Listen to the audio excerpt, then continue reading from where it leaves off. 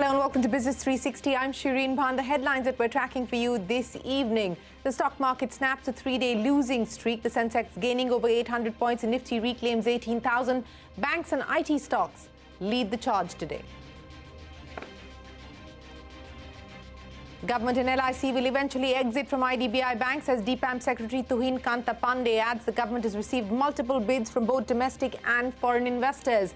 Sources say Prem Vatsa's Fairfax Group, Middle East banking giant NBD and private equity player CVC Capital are among the suitors.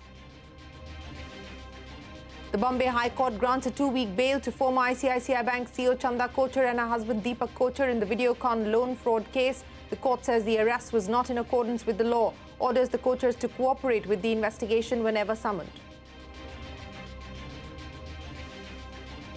Minority investors in Jet Airways stare at a complete wipeout in their share value after the Jalan Kolrak consortium takes over. The resolution plan document accessed by CNBC-TV18 shows public shareholding will drop from 25% to a mere 0.21%.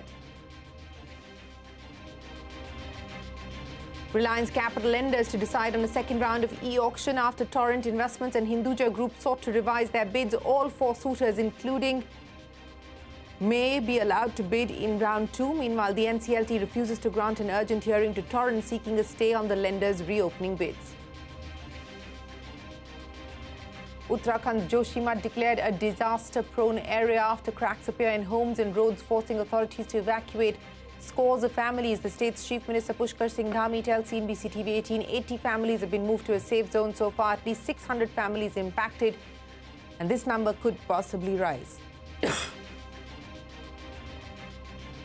The Delhi High Court hears a plea filed by Bharat Pay seeking a gag order on former MD Ashneer Grover. Observes that the two parties may have had a falling out but can extend the courtesy to each other. The court allows Ashneer to red flag leaks to media. Public comments by Bharat Pay.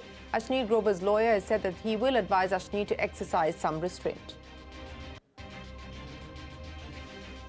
Train and flight operations face disruptions as North India continues to shiver. Over 100 trains were cancelled due to dense fog, leading to poor visibility. Over 300 flights reportedly delayed to and from Delhi airport.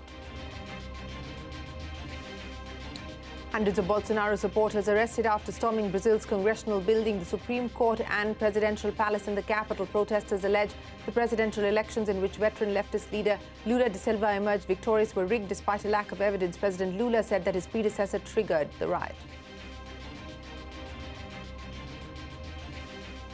Well, let's start with